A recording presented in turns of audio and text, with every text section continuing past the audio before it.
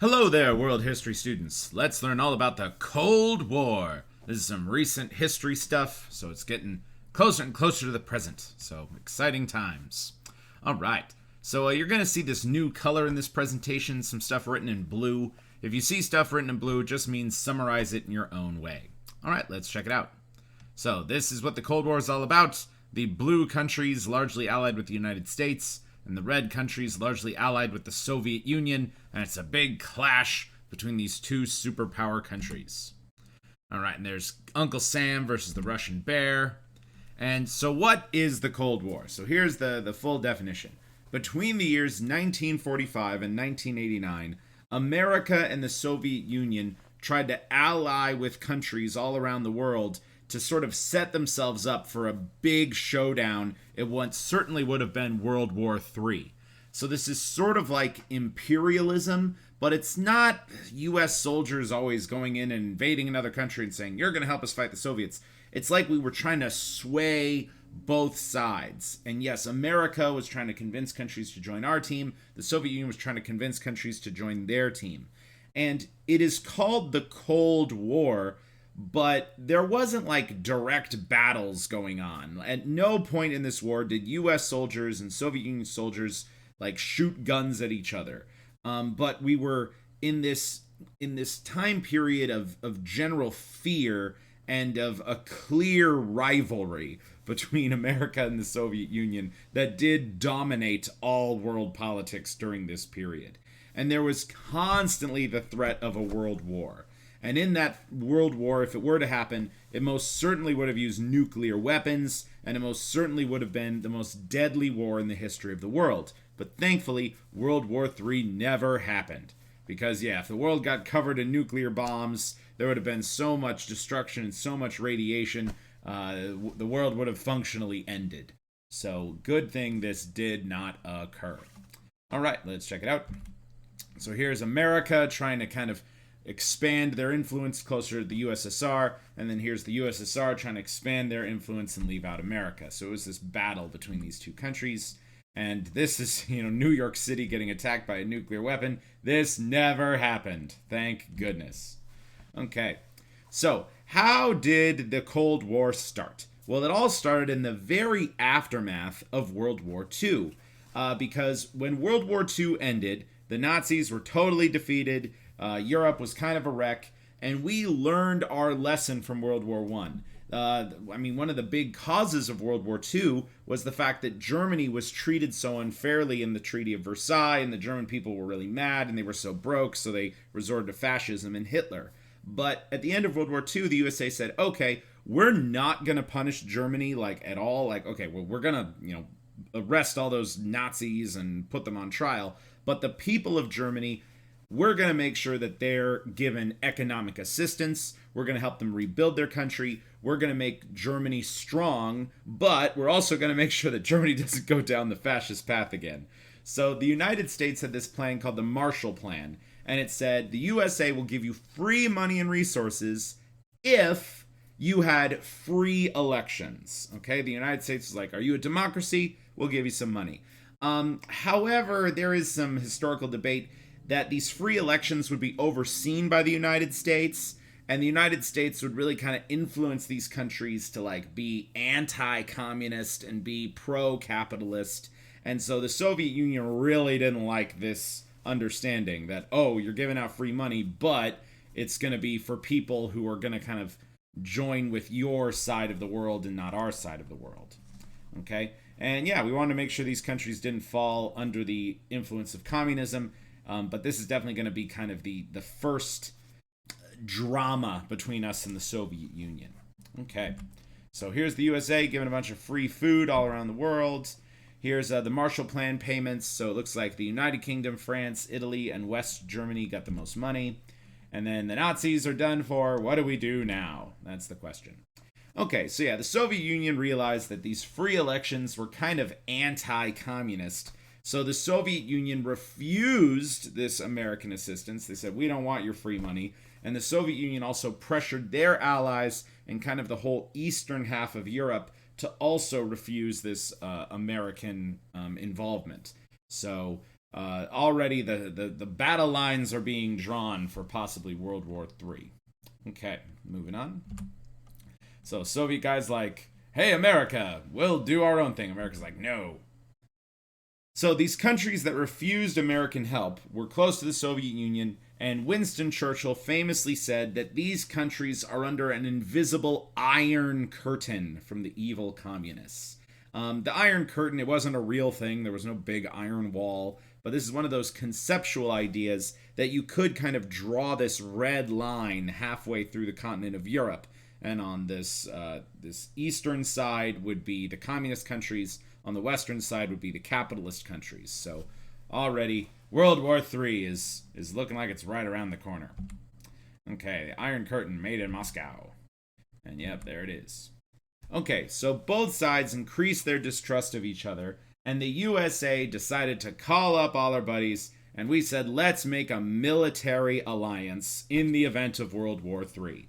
And this military alliance was most certainly targeted against the Russians. It's called NATO, and the North Atlantic Treaty Organization. NATO is still an active alliance to this day, and the terms of NATO are if you are a member country and if you are attacked, all the other member countries will view it as an attack on their own territory and their own citizens, so they'll all support each other in helping fight any future wars.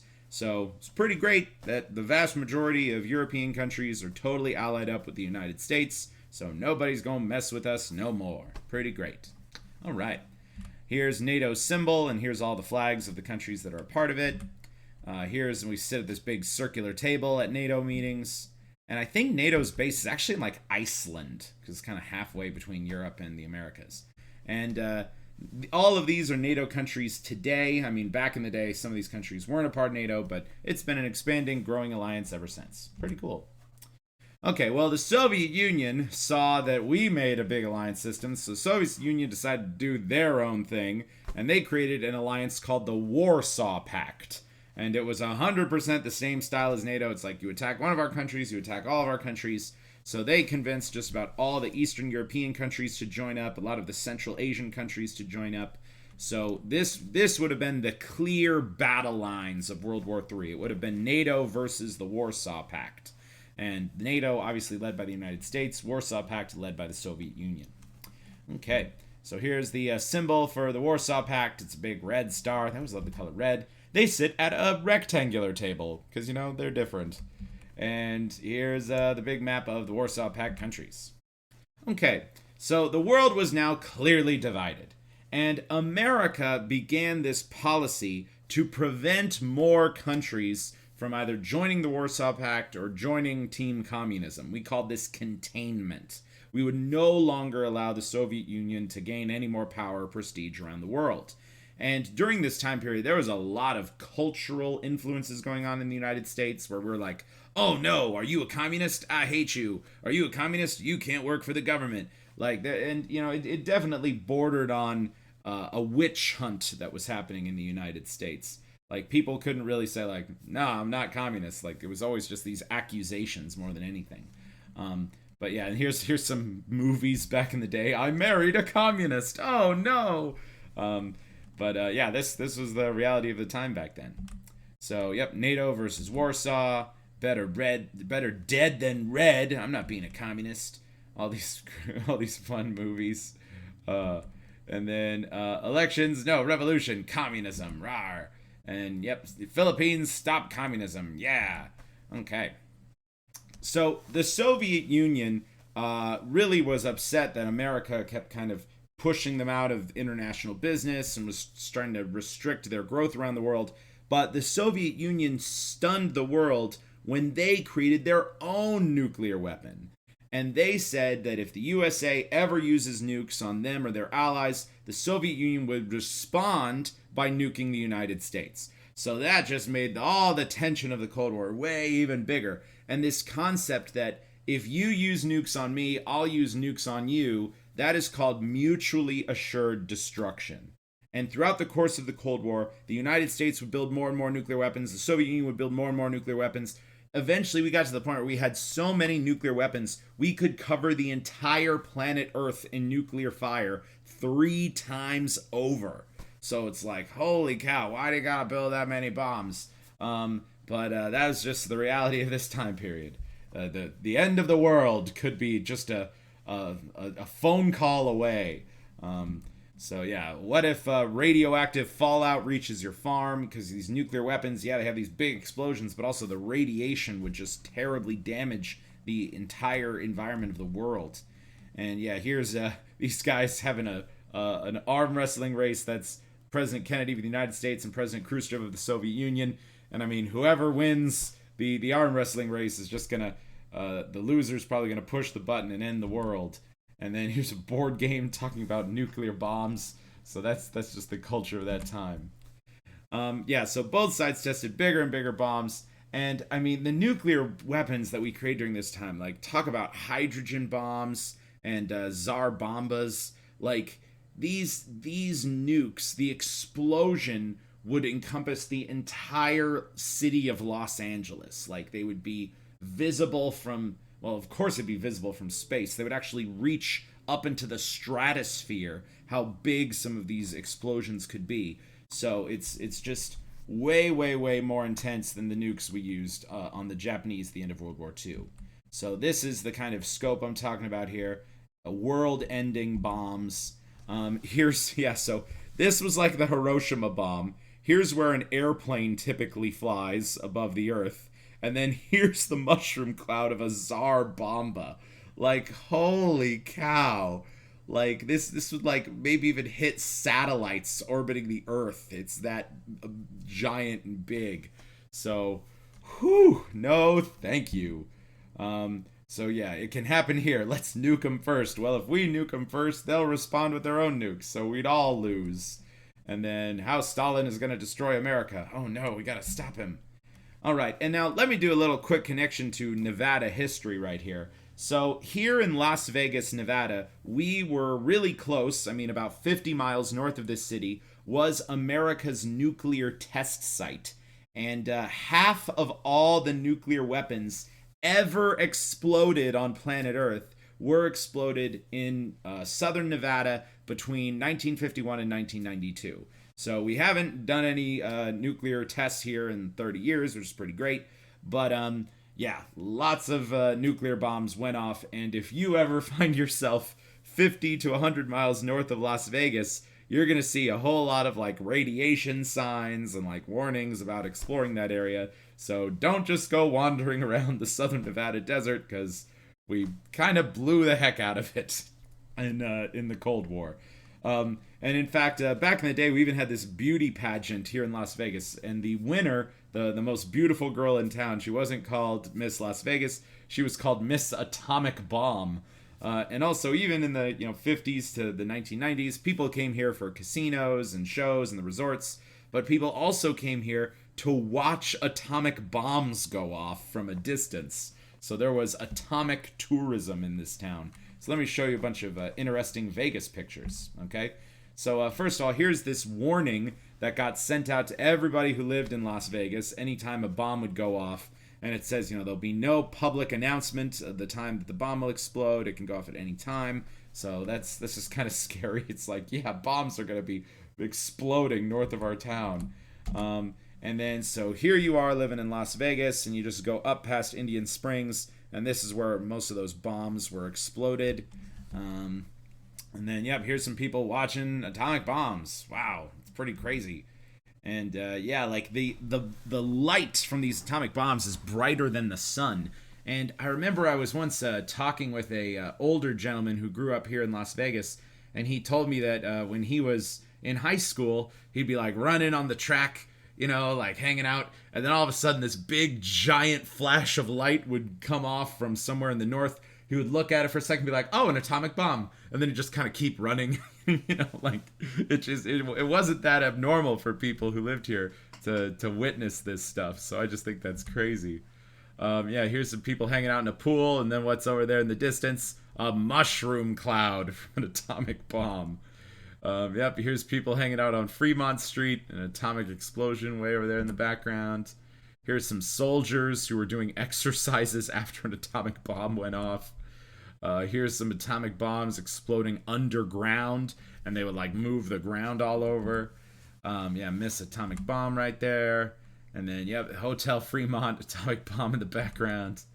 And yeah, wow, there's some pretty crazy pictures. But yeah, so here's all the places on planet Earth that atomic bombs have ever been detonated.